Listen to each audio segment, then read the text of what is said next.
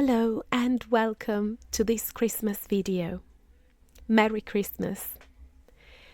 I'd like to start by reading from the book of the prophet Isaiah, chapter 7. And I'm reading from the World English Bible. In the days of Ahaz, the son of Jotham, the son of Uzziah, king of Judah, Rezin, the king of Syria, and Pekah, the son of Remaliah, king of Israel, went up to Jerusalem to war against it, but could not prevail against it. David's house was told, "Syria is allied with Ephraim." His heart trembled, and the heart of his people, as the trees of the forest tremble with the wind. Then Yahweh said to Isaiah, "Go out now to meet Ahaz, you and Shear-Jashub your son, at the end of the conduit of the upper pool, on the highway of the fuller's field. Tell him, be careful and keep calm. Don't be afraid, neither let your heart be faint, because of these two tales of smoking torches, for the fierce anger of Rezin and Syria, and of the son of Remaliah. Because Syria, Ephraim, and the son of Remaliah have plotted evil against you, saying, 'Let's go up against Judah, and tear it apart, and let's divide it among ourselves, and set up a king within it, even the son of Tabeal.' This is what the Lord Yahweh says, 'It shall not stand, neither shall it happen. For the head of Syria is Damascus, and the head of Damascus is Rezin. Within 65 years Ephraim shall be broken in pieces, so that it shall not be a people. The head of Ephraim is Samaria, and the head of Samaria is Remaliah's son. If you will not believe, surely you shall not be established.' Yahweh spoke again to Ahaz, saying, 'Ask a sign of Yahweh your God. Ask it either in the depth or in the height above.' But Ahaz said, 'I won't ask. I won't tempt Yahweh.'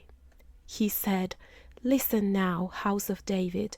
Is it not enough for you to try the patience of men, that you will try the patience of my God also? Therefore the Lord himself will give you a sign. Behold, the virgin will conceive and bear a son, and shall call his name Emmanuel. He shall eat butter and honey when he knows to refuse the evil and choose the good. For before the child knows to refuse the evil and choose the good, the land whose two kings you abhor shall be forsaken. Yahweh will bring on you, on your people, and on your father's house days that have not come, from the day that Ephraim departed from Judah, even the king of Assyria. It will happen in that day that Yahweh will whistle for the fly that is in the uttermost part of the rivers of Egypt, and for the bee that is in the land of Assyria. They shall come, and shall all rest in desolate valleys, in the clefts of the rocks, on all thorn hedges, and on all pastures. In that day the Lord will shave with a razor that is hired in the parts beyond the river, even with the king of Assyria, the head and hair of the feet. And it shall also consume the beard. It shall happen in that day that a man shall keep alive a young cow and 2 sheep. It shall happen that because of the abundance of milk which they shall give, he shall eat butter, for everyone will eat butter and honey that is left within the land. It will happen in that day that every place where there were 1,000 vines worth 1,000 silver shekels will be for briars and thorns. People will go there with arrows and with bow, because all the land will be briars and thorns. All the hills that were cultivated with the hoe, you shall not come there, for fear of briars and thorns, but it shall be for the sending out of oxen, and for sheep to tread on.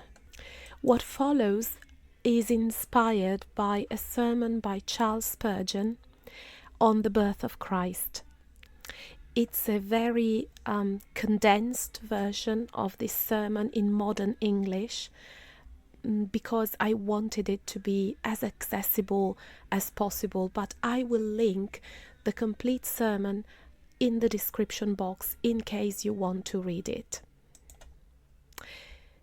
There are moments in Scripture when heaven seems to lean close to earth, to touch it almost, and one of those moments begins with a promise.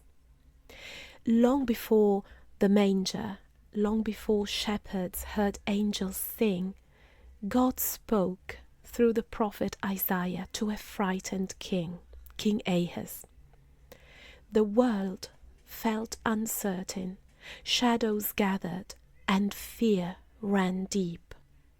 Yet into that fear God offered a sign so wonderful that it would echo across centuries.